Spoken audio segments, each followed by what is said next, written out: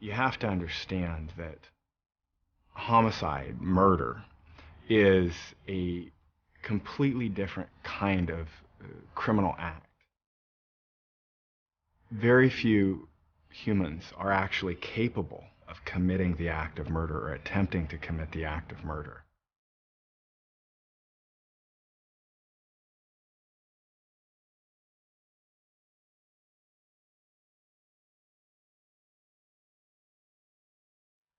Everybody was in their own world, in their own thoughts.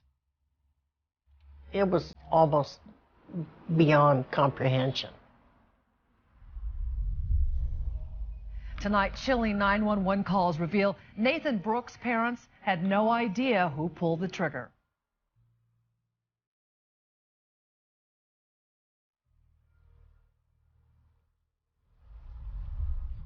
I walked into the bedroom. I stood at the foot of their bed. I raised the gun, and before I'd realized that I'd done it, I'd pulled the trigger. I fired again, 3 times at my mom, and then I swung over to my dad, and that's when it really clicked what I'd done. I fired at him 3 times. I just remember thinking, gone, just them being away. This case is a nightmare on every level. There's no manual for what's happened to us. You just feel. That's all you do.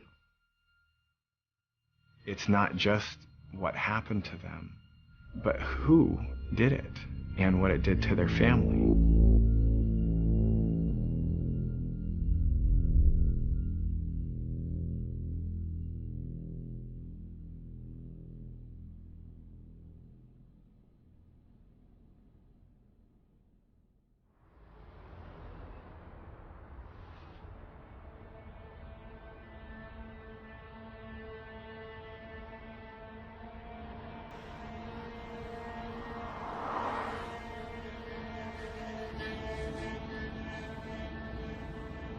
We were just doing our normal deal. It was a normal night. It was quiet.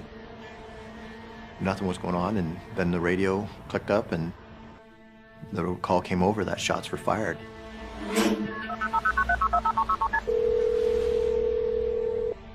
Hun? 911, what's the address of the emergency? 520 South Battery Road. Somebody broke in. We've all been shot. 520 South Battery Road. What is your name?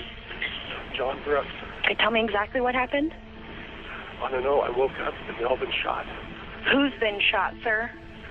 My wife and I. Yes, I got blood all over everywhere. I've been shot in the head.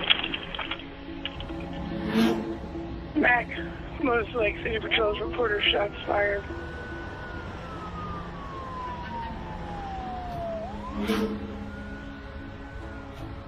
I woke up. I have no idea why I woke up. As I woke up, I saw someone standing by the doorway into our bedroom.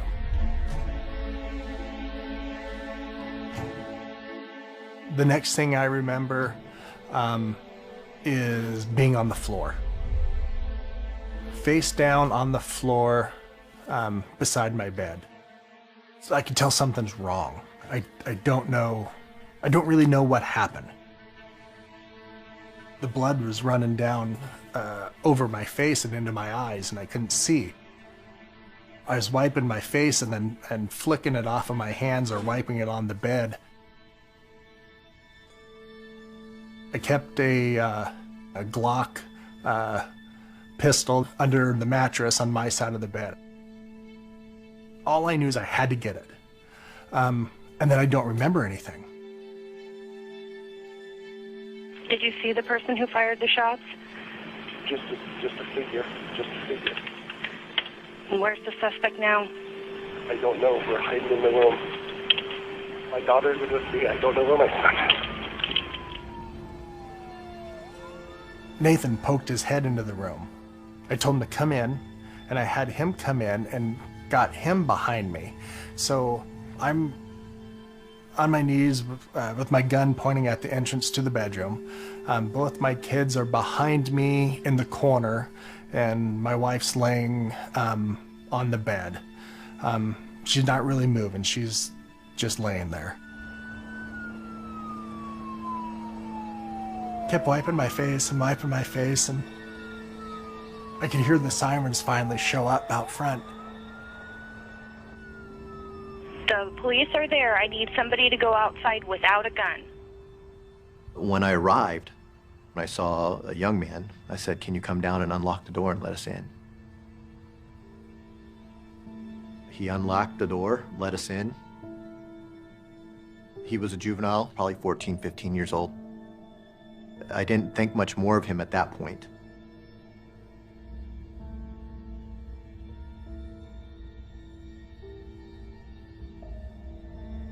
Once you get to the top of the stairs, there's a hallway. I could hear somebody yelling, a male voice yelling, we're up here, come help." You know, when we entered that bedroom, the master bedroom, you could see blood on the floor, blood on the bed, blood covering the pillows. There was so much blood, it was surreal. Beth Brooks, the mom, she had been shot underneath her eye, where her eye had collapsed. She'd been shot multiple times. She kept repeating this, almost catatonic, but repeating the same things over and over again. Why did this happen? What did I do wrong? And then the gentleman, Nathon Brooks, he said, "Where do you have Nathan?"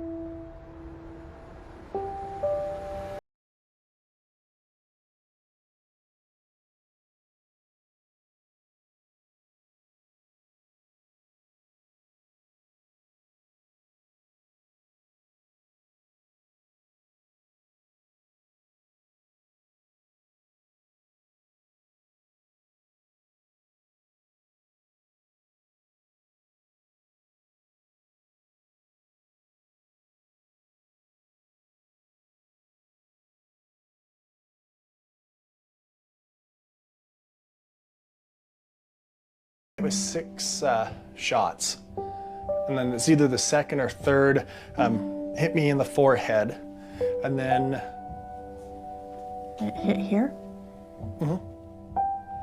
Bone and bullet fragments in there, right there. It damaged my eye, so I only have so much vision out of one eye, and it ruined my hearing, so pretty much deaf in that ear, and memory. Oh, and I'm still numb.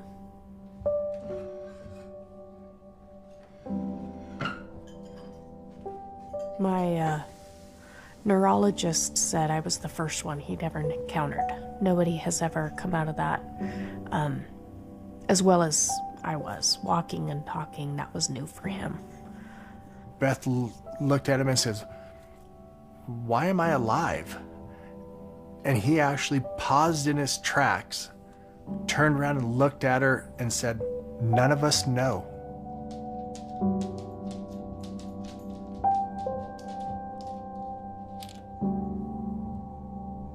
We were both diagnosed with PTSD. I think Beth's condition was greater than mine. Many sleepless nights, nightmares, lots of issues to overcome. The hardest thing with this is depth perception. Because you'll go along and you'll think you're close and you're not. You hit too soon or not soon enough, and it just buggers it, basically burns a hole. So that's interesting. I don't know, 2 years after all this chaos, I just had to have something to do. I couldn't sit and think about that stuff all the time. It kind of makes you crazy. So we've been here about a year and a half. Part of it is that's the house that everything happened in, so we were actually living in the same house, sleeping in the same bedroom that we were shot in. And it was never the same. There was lots of reasons to change. Some of them very little, very subtle, but this seems more like a home. 1, 2, 3, 4, 5, 6, 7, 8, 9, 10, 11, 12. Looks like 14. This is Beth's. This is her, it's her muzzle loader or black powder gun. We use that for hunting. This was it. It's not like the gun did it, but it was that gun. It was locked. I just don't know that it was locked well or good enough, obviously.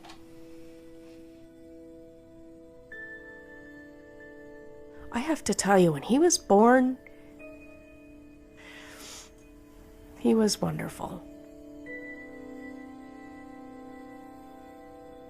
Nathan was cuddly. He wanted to be with you. He did better if he was snuggled. And he just, I don't know, I just fell for that little guy.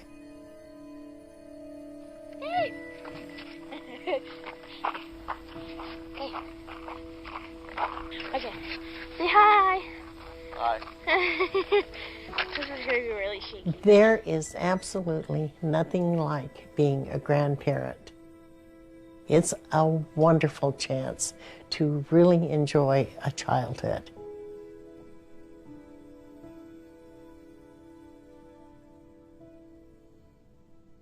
We have his deer head, the deer he got. Beth and John had it mounted. They chose a skeleton mount as opposed to a full face fur mount. Most of the hunters remember their first deer and how they felt. So it was a big day for all the hunters. His mom was 12 years old when she got her first deer. It's hunting, not killing. It's a way of life. It's what we were raised with. Nathan, he's a wonderful, wonderful kid. He really is. I don't know what happened. I don't know why what happened, but it was totally out of character for him.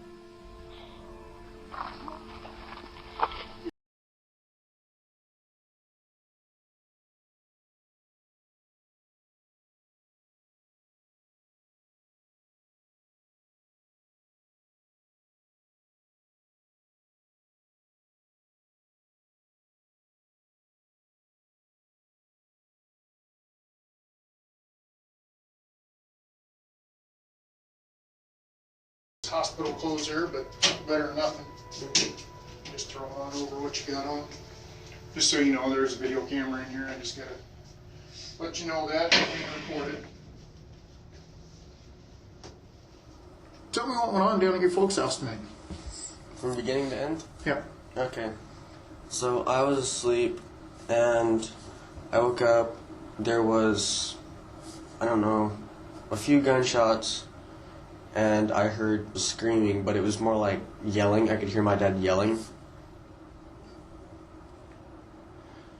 And I ran downstairs because I heard him upstairs, so I figured the best place to go would be downstairs. So I ran downstairs and I hid over in the library area of our house. And I sat there and I hid in that little corner. And this guy came down. He's a little taller than me. I was guessing 3, 4, maybe even 5 inches taller than me. He's a pretty big guy. But he loaded it back up because you could hear like the tink, tink, tink, but it was like one by one. And it sounded like he ran back up the stairs. He was up there for a little bit, and then he ran back down the stairs, opened up our rear slider door, and ran out the door. And that's the last I saw him. By the time I arrived at the home, obviously Nathan was not there. The scene was secure. You walk through the home, and it was any other home in America. His room was any other teenage boy's room in America. What was different about his home was that the security cameras in the home were not on the outside looking out. They were on the inside looking in.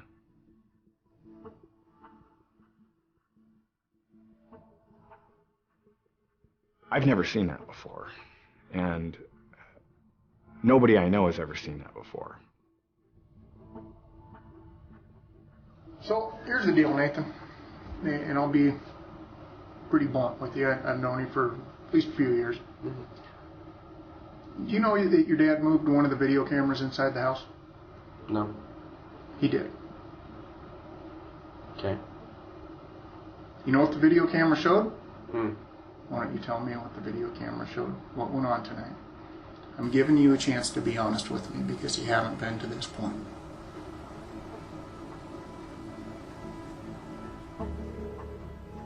Well, when you watch the video, you see Nathan running through the house or moving through the house in his underwear, carrying a revolver.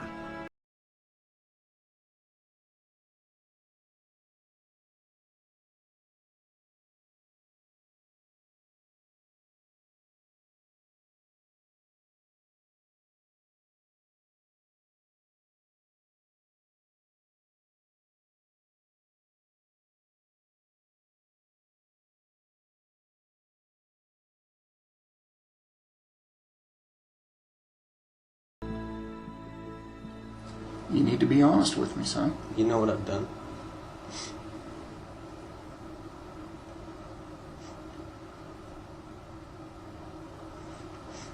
I don't even know what I was thinking. Look, man, we make mistakes. Now's the time to talk about it.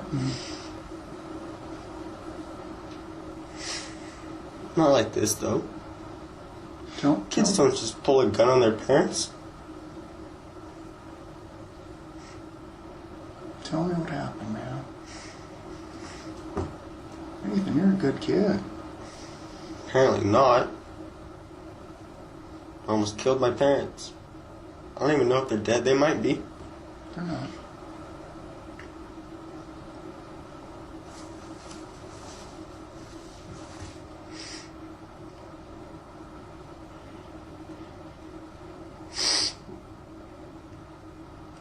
I was mad. Everything just shut off.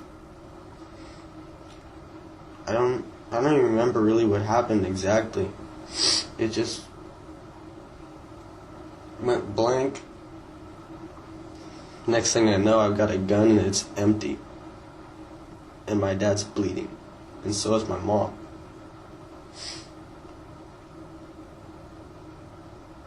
Well, let's take it back a step. Where did you get the gun from? The case. In the 4th bedroom. You can pry it, the door's open. What kind of gun is it? It's a .22 revolver, Smith & Wesson. It's my grandpa's. And what were you trying to do when you pulled the trigger? What a gun does. Which is? Kill. So your goal when you walked in there was to kill both your parents? Yes. So stupid.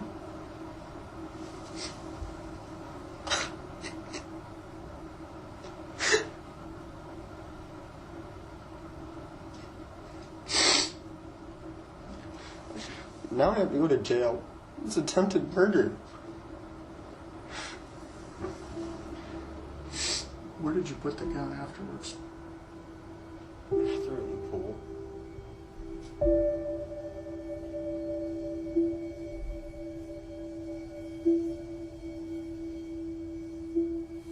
This was his favorite. I gotta hold this one.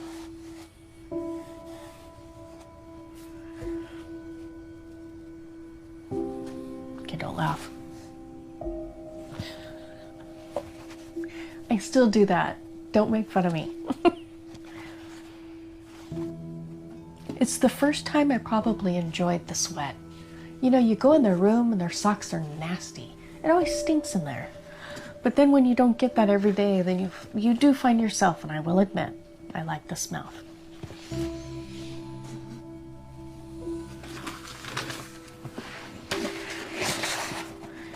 These are neat, and they still send us these. Are printouts of his grades, classes he's taking, just like a report card mailed to you. So that's nice. I still get to call him up and say, hey, what are you doing? Pay attention to your schoolwork. So that's very, very nice. Auto mechanics, A-. Let's see, robotics, A-. I believe he starts this month for college courses, but he only gets to take one at a time because we have to pay for it. So that's a pillowcase I made him. I love that. This is an album I'm gonna start. Basically, I'm just gonna start putting pictures in it for him of just Christmas, graduation, birthdays. I keep, what do you call that? A running record of stuff going on for him. Things for him and things for us. So he'll have those. That's him jumping the four-wheeler. I love that picture. Forget how old he is, but boy, he had fun on it.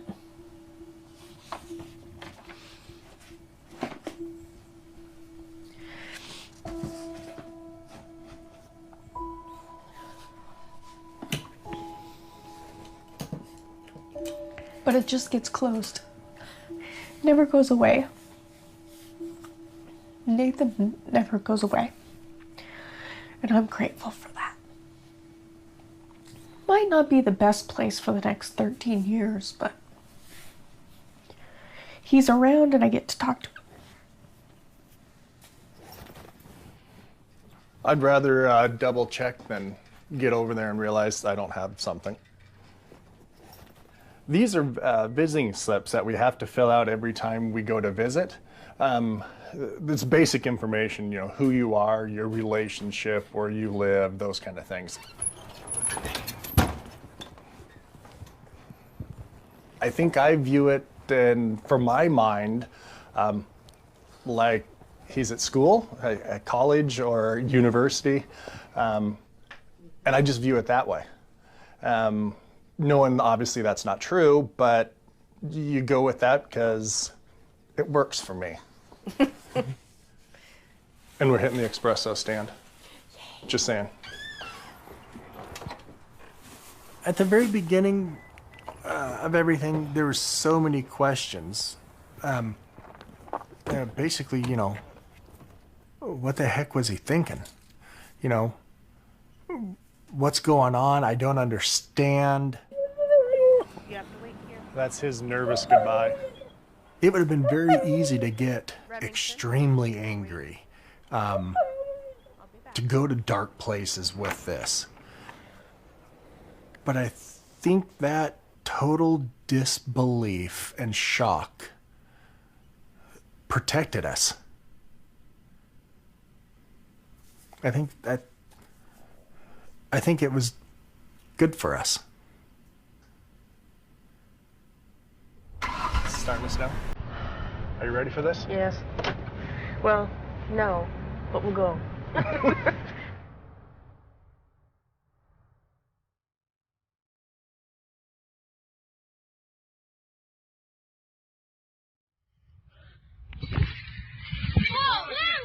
can't do that one yet. Oh, the whiplash is real. We picked the worst times to record. So what do you have to say for yourself?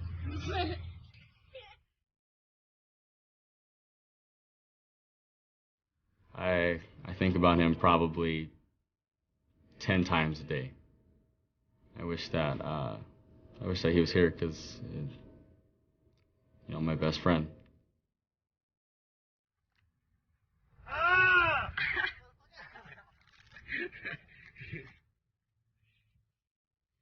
Pretty much like your brother getting taken away. your best friend, everything that you loved is pretty much gone. And it's hard. Gonna do a one-hit wonder. I really like his personality. He's super funny guy. Jeez, we would crack up and laugh at just about everything. We could look at something and say something about it and just start cracking up. Look at this lazy slob. Fuck you. Look at me. No, fuck you. Whoa.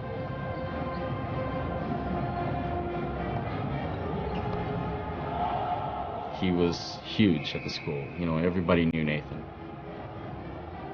Sports, he on top. He was well liked by everybody in the school. Everybody. He had all the girls, that's for sure. But he was just always a guy that included everybody. Even if they were, you know, I guess the nerd of the school, he would still treat everybody the same. That's what probably just made him so awesome.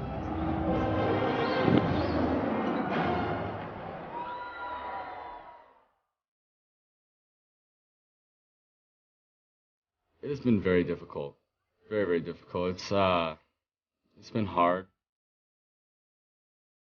It's what was kind of going through this kid's mind to do that, to do something like this crazy. You know, there was no signs of anything when I was with him. Like, there was nothing like unordinary with him.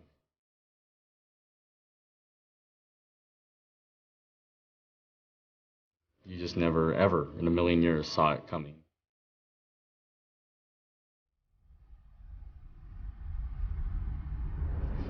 The worst part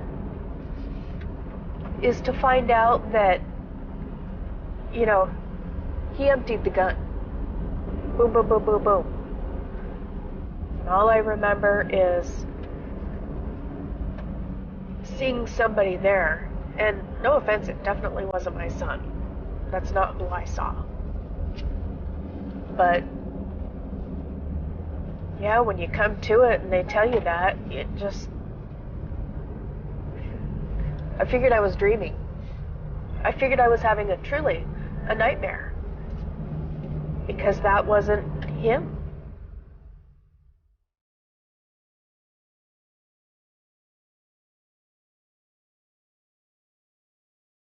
I think the fact that Nathan was the one that shot us, I don't know that I'll ever be able to process that. I was shot and John was shot, but I had no idea who it was.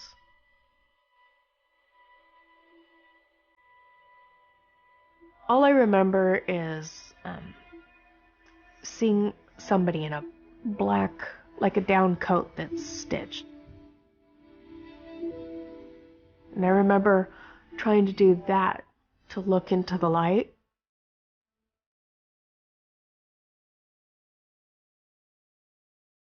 I thought I saw a person other than my son. I thought I saw a guy, kind of middle height, kind of heavier set, kind of a little puffier. He saw the same thing. Somebody in one of those black puffy coats.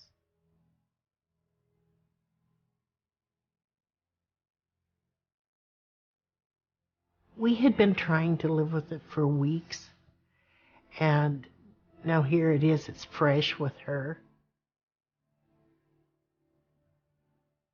She was going through everything that we had already gone through.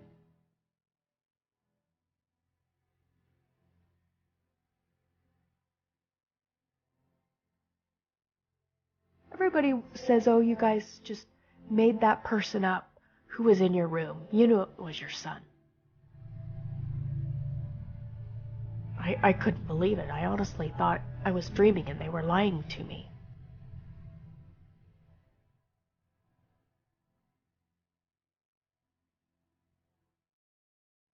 I'm extremely good at bottling up emotions. That's one of the crutches that I used a lot during this process. I still use it today. There's emotions, there's heartache, there's sorrow, there's more emotional pain than I could begin to explain. And I don't know whether I'm man enough to process it. So the best way I can do with it is bottle it up, put it away. Deal with it later. I don't have time to deal with it now. I don't want to deal with it now. If I did deal with it now, it could have repercussions, and I don't want to take those on yet. Maybe someday, but not now.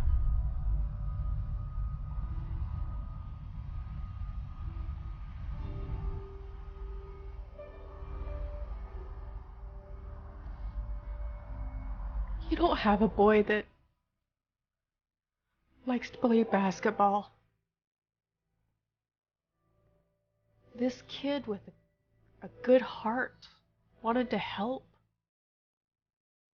Whoever was in that room that night and pulled the trigger was someone else other than Nathan.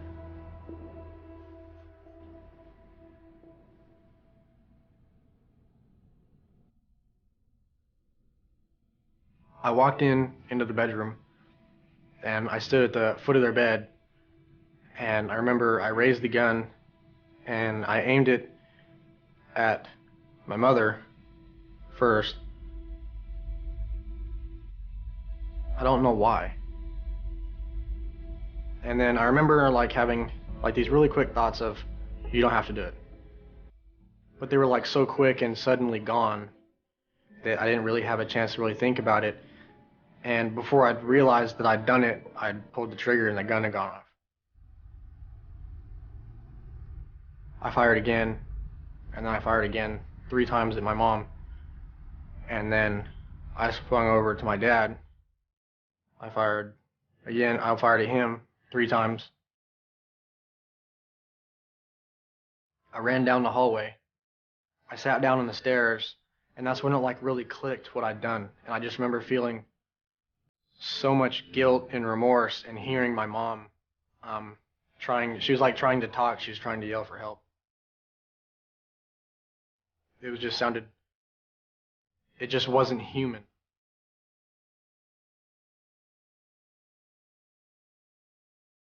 I don't remember ever thinking death or murder or anything like that. I just remember thinking gone, just them being away.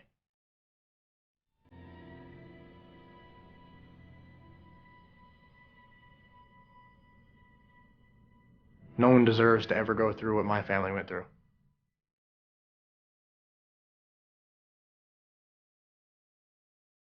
I think my parents probably have a lot of questions. They didn't do anything wrong, and they didn't see anything wrong, so then you get back to the original question of why. I remember spending a lot of time thinking about it. The number one thing was always why. Why would someone that was raised in a good family and very happy and go-lucky, I appeared to be, happy and go-lucky and athletic and always doing all these activities, all of a sudden blow up? To sit there and think and not know why was terrible. And be stuck and knowing that you cause so much pain and emotional pain and suffering, and it's just not having the answer was very, very, very difficult. I felt really guilty about it, because how could I do such a thing and not even know why? Immediately the human brain goes to worst case scenarios.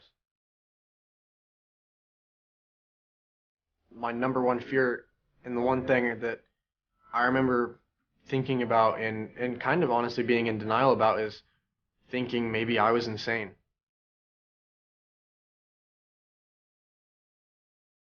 I remember looking up stuff, and they said, most people that are clinically insane don't know they're insane. I just don't know. I just remember being mad and frustrated.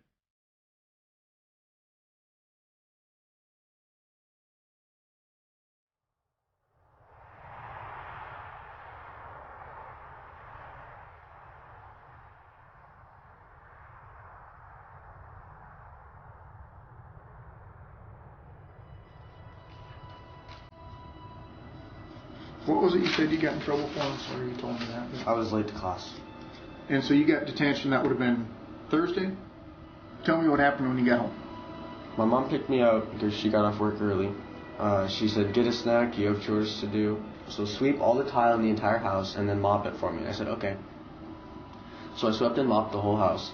And she goes, okay, now vacuum all the carpets. And I said, okay, I'll vacuum the carpets. She goes, go in the backyard and scoop the dog poop and fill in the holes. But I've been grounded from my phone and the Xbox and TV. Electronics, pretty much. Since how long? Yesterday. Okay. All right.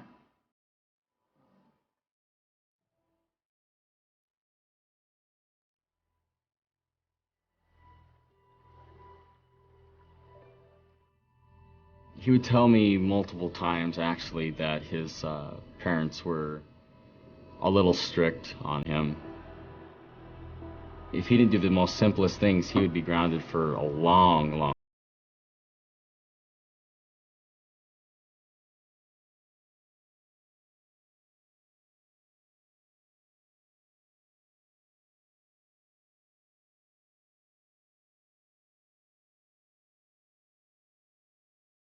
Because normally she comes in too. I said, where's mom? And he said, she's downstairs, she's kind of frustrated right now.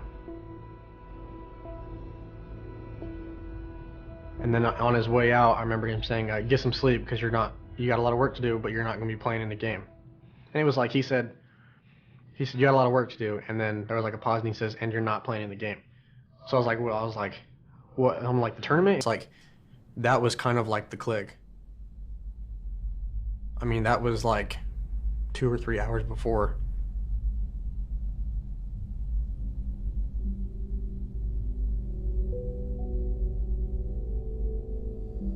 What probably went on in his mind that night was, what do I really have to lose? I'm sitting here and I don't have any social life.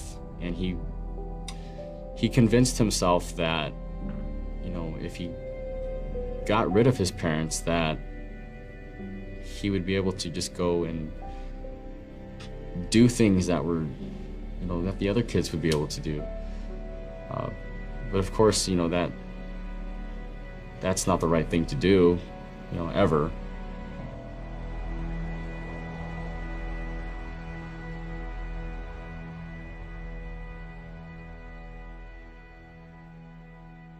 Based on all the evidence we had, it was pretty clear that this was a very strong case against Nathan for 2 counts of attempted murder in the first degree.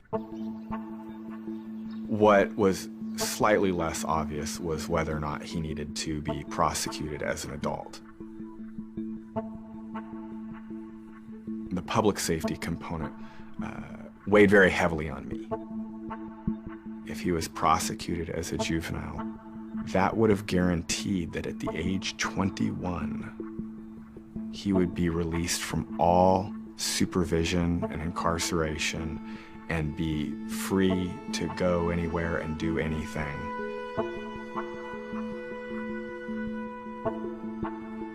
When I first met Nathan, I was very impressed with him. He was articulate and bright.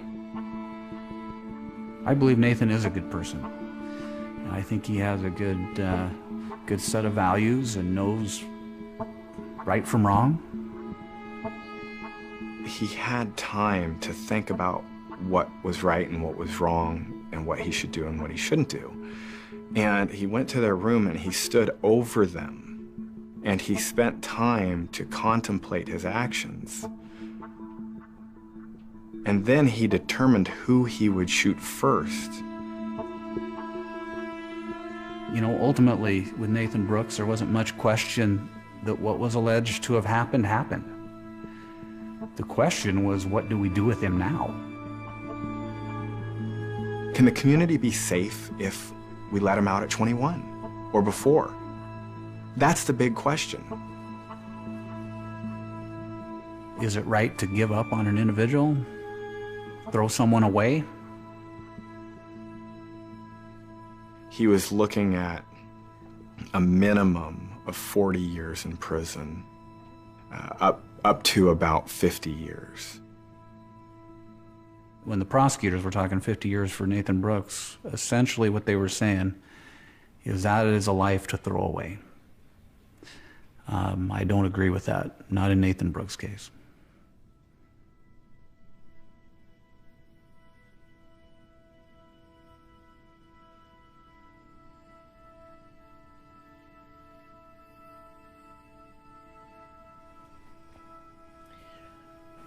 This is Nathan's room.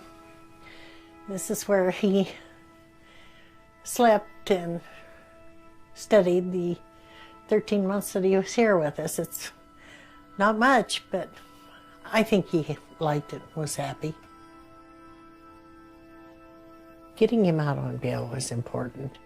It was a sad time, but it was a special time. You know, I talked to Nathan before, and he says, these people are afraid of me, and I'm not going to hurt anybody. He says, I just can't believe it. He says, I'm not going to do any harm to anybody. Was it an act of mercy? I mean, it ended up being that way. He asked me if I was afraid of him, and I told him that I was uncertain of him. And he told me, he says, Granny, if you're afraid of me, I won't go. And that was good enough, because I know that he wanted to get out, but he wouldn't do it if I was afraid of him. So that made my decision. There was a few reservations, I think, at first. When he came home, of course, we had to get all the guns out of the house, so we were talking about that, and I said it was really kind of inconsequential because, there was a whole rack full of knives, but that if he ever cut my throat, I'd haunt him. So yeah. That kind of broke the ice.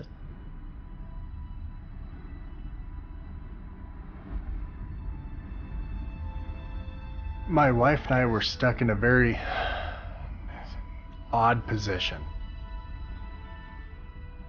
The prosecutor's office wouldn't talk to us because we were the parents of the accused.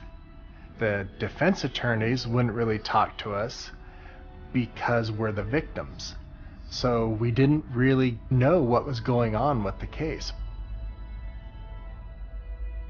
But we felt Nathan did need to be punished for what he had done. Part of what we come to the realization is we couldn't provide the treatment that Nathan needed. The court could provide that. To go up there and say, yes, my son needs to be put in jail for what he did. That was difficult to come to. It took lots of conversations, lots of heartache.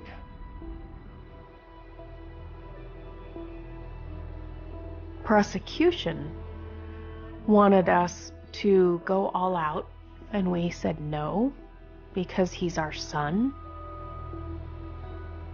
So we were just kind of left out because we were parents and we still loved him, and we didn't want to help with his sentencing.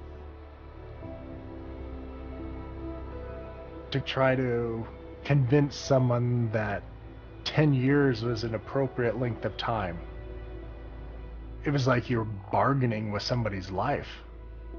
Because at the end of the day, that's what we were doing. That process, I was angry about that.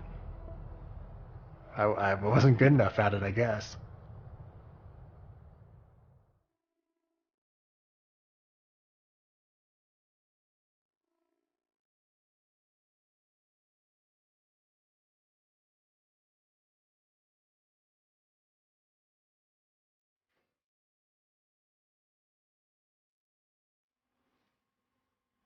This case is not a whodunit. It's a why done it. Why did he do it?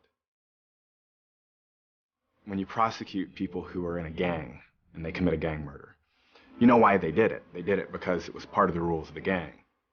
There's a motive. Why would someone go and try to shoot their parents? I know at least when I was involved with him, it was a big question in his mind is, man, why, how did that happen? That doesn't seem like me. Did you ask him why? We did, yeah. And he didn't have an answer. If there is no answer to the question why, if there is no reason why he did what he did, that's maybe the most troubling outcome that there could possibly be.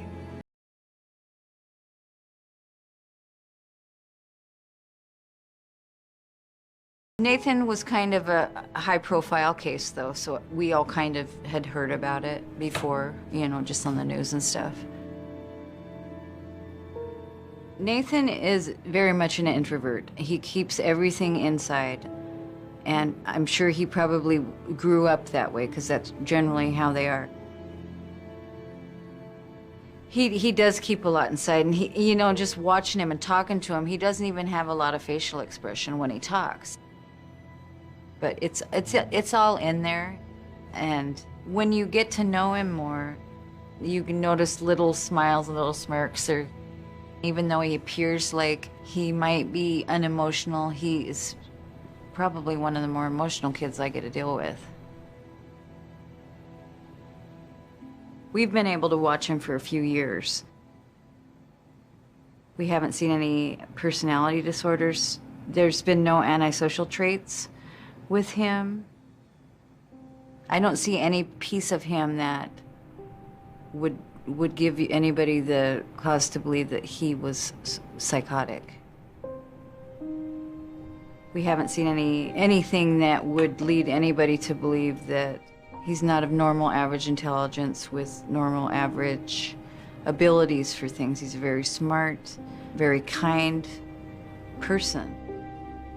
He loves his family. He's very close to them. It's obvious when you see them together that they are very, very bonded.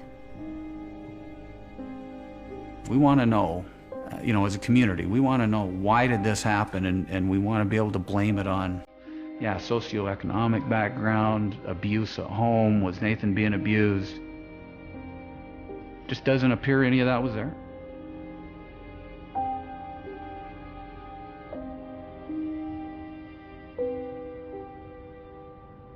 Nathan's diagnosis when he first arrived, it was oppositional defiant disorder, ADHD, and possible bipolar. The psychiatrist, he never takes what he's given as the final word. He wants to do his own diagnosis. And so he worked with Nathan on coming off his medications to see really what symptoms he had. After he was taken off his ADHD medication, he was doing great in school. He was getting good grades, he was focusing, he was doing what he needed to. He was following the rules, he was being appropriate. So we determined he didn't need that ADHD medication. But he had some pretty severe depression. I mean, he was a pretty severely depressed guy. So he ended up with the diagnosis of major depressive disorder. This time now, it is in remission. He's feeling good, he's stable. There's been quite a few different medication changes to figure out what works with him. I was diagnosed with major depressive disorder.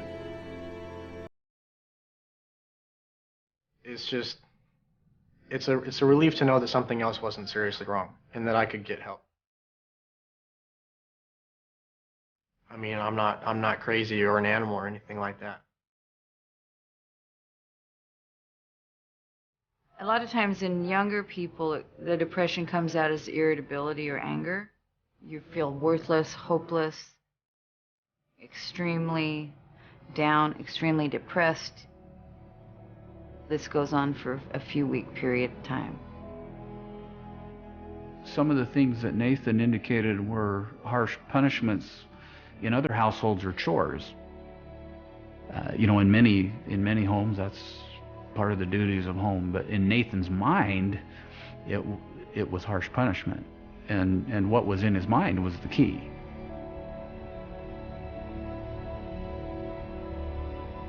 The diagnosis has brought a lot of things to light. I mean, it helps me to really understand why I did what I did. There was aggression and depression, and there just wasn't any way for me to deal with it. I didn't understand, and I didn't know why, and I was lost.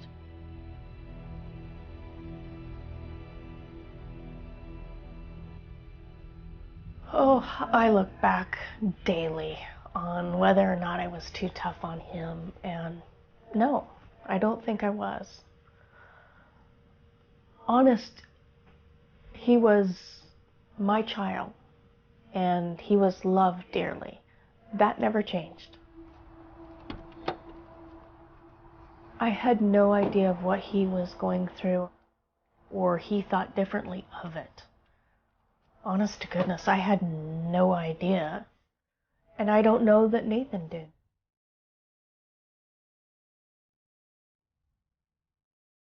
I understand the medical side.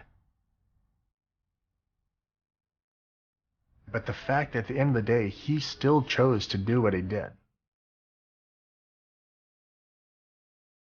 That I struggle with. I'm still confused by that. I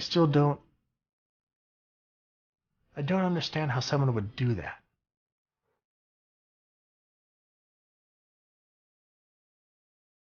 I don't know. I don't think that's something I'll ever truly, fully understand. It's just, maybe it's beyond my ability to get.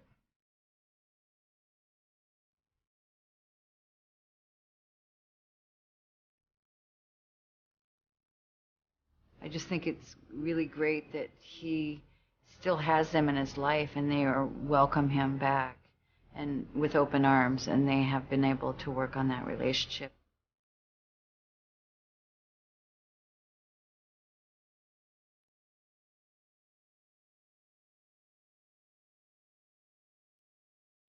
Oh, look at that! Is it going for the Santa Claus? There you go. Hey, buddy. How's it going? Good. Good. Oh, God, I miss you.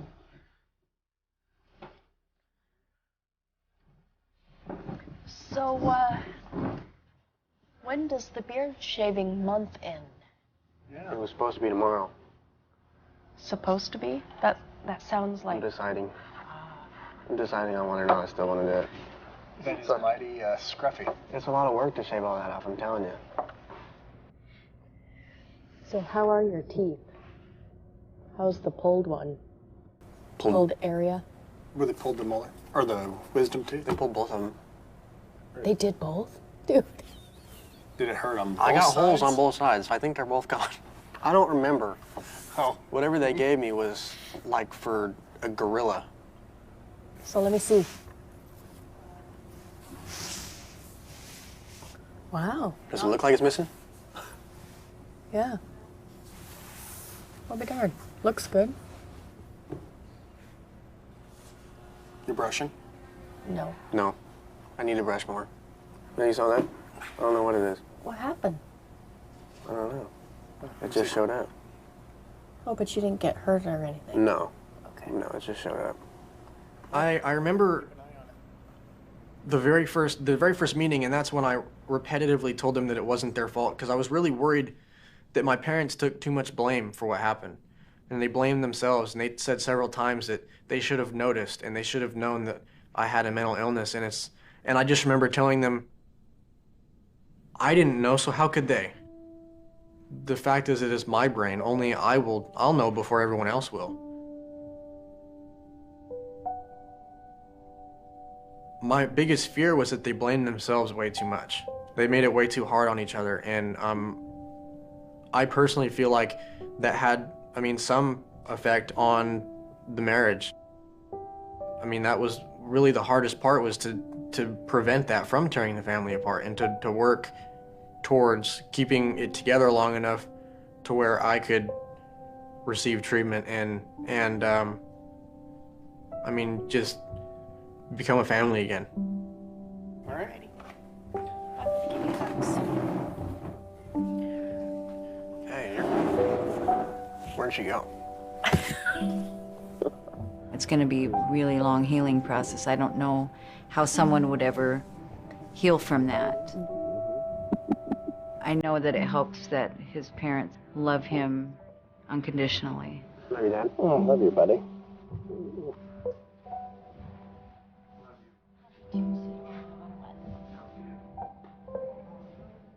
But I still also don't think that him and the family have openly talked about it a lot either.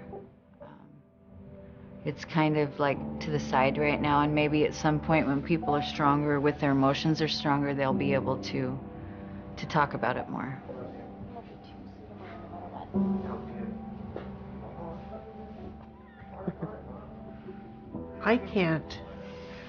I really can't explain it. I can't explain how you can love your daughter so much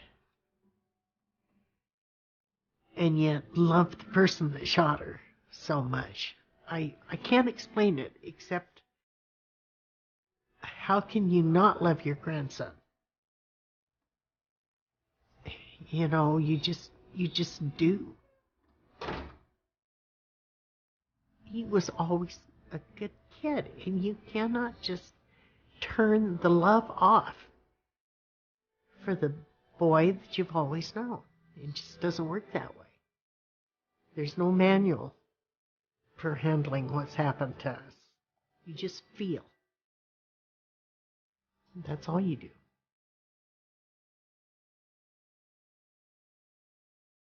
It could be so much worse. You could look at it as some parents have lost their children. So we are blessed as parents by, we still have our children. I'm glad that we didn't die just for Nathan, so that Nathan never has to carry that. Exactly.